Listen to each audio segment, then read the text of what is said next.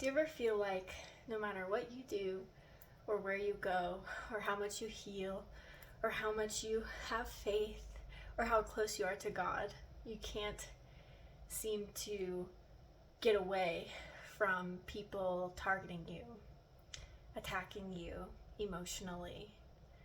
You can't seem to get away from the chaos and the darkness. You're not alone in this experience. I've experienced it a lot myself. And there are many reasons why, after we find Jesus, we experience so much demonic oppression. Now, we all might have different definitions of Jesus and demons. So I'm going to share with you my definitions first. And if you align with them, then stick around. So to me, Jesus is a symbolic teaching of how to live in a pure way. Jesus is the teacher of truth, freedom, connection to truth, purity, and innocence. Demons are like the opposite of Jesus, and we could compare them to people. So, you know how you'll experience people ganging up on you? They all have to come together to gang up on you, like almost like David and Goliath.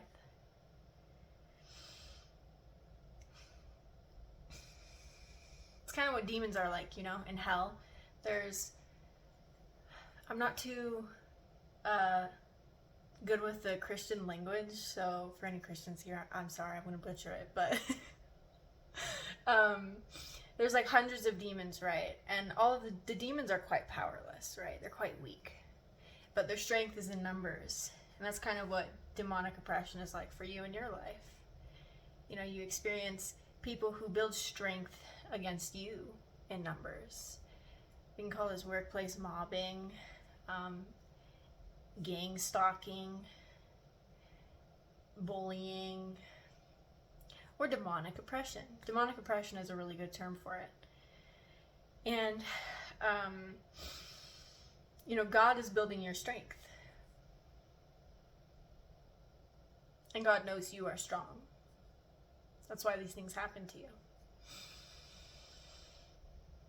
Because when you choose to be pure, that is strength. Not everyone chooses that. And the people who don't choose that are the ones who you feel demonically oppressed by. It's like the war between good and evil. It's like demons. They want to destroy the light. The light wants to bring everyone back to the light. And so who wins? The light? Duh. Because the demonic energies or demonic people are selfish. They're selfish. And I like to frame this in a way of people, right? We as people can hold the energy of Jesus, of the Holy Spirit. We as people can also hold demonic energies. On this channel, I call that narcissistic abuse. And I am not Christian, I'm not religious. I love all religions, I think. Maybe not all of them. There's a couple ones I'm like, okay. But I like to look at the similarities between them. Even psychology, there's a lot of similarities between psychology and religion, which I really love. And the fusion of both is, I think, where society can really start truly healing. What I think psychology misses a little bit is the intuitive aspects of life, the trust in your intuition, of faith in God. That really makes our life like amazing, guides us to our purpose.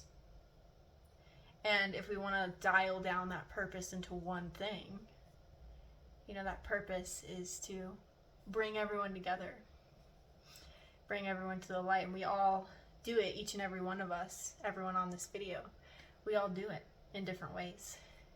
But it's all for that one goal, you know? In New Age, this is called ascension. Not sure what it's called in Christianity. But in Christianity, this concept of demonic oppression is about the witness. We are desperately needed to witness things. The lack of a witness is where demonic energies thrive. Demonic people thrive, right? Once you see through demonic people, well, they lose their power. When everyone sees through demonic people, they lose their power. The devil is a liar. The devil is sneaky. The devil is manipulative. And narcissists are that devilish energy. So I would invite you to subscribe, join the community. Everyone is welcome here. Everyone's included, with limits and boundaries. You know. I'll try and keep this space clear for you all as best I can. It is the internet, though, so. But yeah, the witness. You know. You bring that light to places. And demonic people don't respond very well to the light. Often they may blame things on you. You know, you shine a light on their inner world, which is how humans are supposed to grow together, you know. You shine a light on your inner world, and they punish you for that. They mob you. They start recruiting people to come up against you. And even though they do that, they're still on their way to the light. You know, your experience here connected to Jesus has a huge purpose. And not in an ego inflation way, in a way that the truth accelerates your own path as well as others' paths. It accelerates your own ascension as well as others' ascension. Humanity has been stagnant for a long time. It's taken a long time for humanity to grow out of many different problems. And why is that? Demonic oppression. Demonic energies are anti-life, anti-growth. When something is alive, it grows.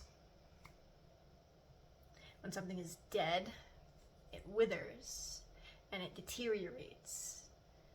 And that's how narcissists and narcissistic abuse is like. They wither you away and deteriorate you when you're a victim of them. And they themselves slowly wither away. I know if you've experienced elderly narcissistic people or elderly demonic people, you know how intense it gets later on in life. How the patterns just get worse and worse and worse. And they might even collapse in their elderly life. That's that withering away of their alignment with evil. Whereas people who are connected to God, they appear so young. Young but old at the same time. So vibrant.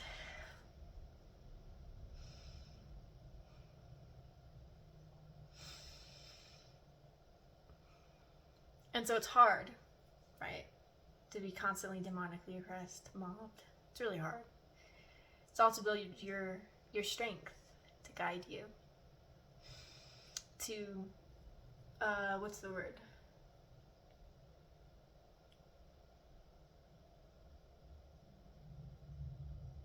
Not activate. Refine your discernment. There we go. It's all to define your refine your discernment to show you who you are, to help you learn who you are and who you are not, who's for you and who's not for you. So you're not alone in this experience at all. One thing I've recently learned is that I've been surrounded by way more people in the light than I ever thought for my whole life. But what experiences with demonic or narcissistic people does is it causes us to feel isolated within our own selves. We build a cage in our own mind. We build these walls in our own mind that keep us open to abuse and closed off to love and light from others. And that's the most sinister part about demonic oppression, is the way that it systematically conditions you to give yourself totally away to the demons, just be used, exploited. Exploitation is a big one.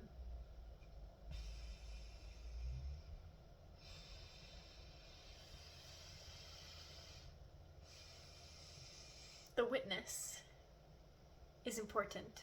I'll tell you a story. I was on a really stressful road trip with 2 cats, one of which who had an illness. So you can imagine how stressful that was. And I was passing through a very, I guess we could say, crime-filled big city. And as I'm on the highway, right before the exit, my cat escapes his barriers to the front seat. So that's a really big safety hazard. So immediately, thank God there was an exit right there. I exited right into the middle of this gang-filled, crime-filled big city, right in the hood. Not even joking, right in the hood. And so I park my car. There's like a bunch of people sitting outside this gas station. If you've ever seen a hood gas station, just imagine that. Next to me is someone banging on their center console, screaming. And he was angry about something, I don't know what. And so, set the scene. Really unsafe area for a 15-year-old looking girl. I'm not 15, but 15-year-old looking girl in her nice car. So I immediately dropped into survival mode, and I was like, okay, we get out. Oh, and the carrier for my cat was in the trunk, by the way, so I had to get out of the car. So we get out. I'm like, I get out. I'm like, grab the carrier, get in the car. Grab the carrier, get in the car. Grab it. So I do it. I got the carrier and I get in the car. And this specific carrier, my cat could easily break out of and had in the past. So I have him in the front seat with me. I'm literally holding him into the carrier so he can't get out again. And he's scratching the shit out of my fingers, going nuts. And then as we're driving back to the highway, there's this pass where there's 2 people speed racing by me, honking at me because I was in the left lane trying to get over while I was holding my cat. Yeah, and finally got back on the highway. But looking back, there was way more stress in my life that I'm not going to share. But it's why the fuck would that happen? You know, it's I can't catch a fucking break. What the fuck? What? And it's the amount of times I've been placed in these extremely chaotic demonic environments is what's going on here? And it's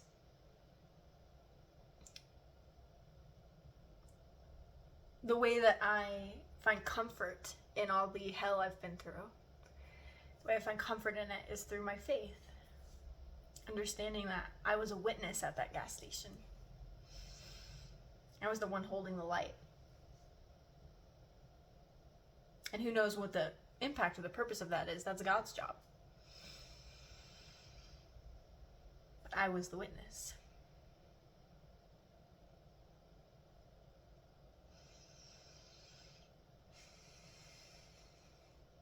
So, let me know what your witness stories are in the comments. I'd love to hear from you. Your expression of yourself is valuable to me and to others, and you're not alone.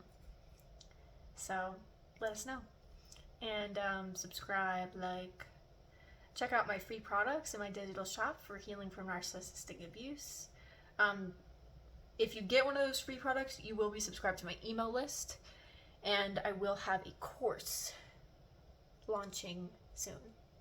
So, by soon, I mean like probably a few months. I've had some delays, but I love you.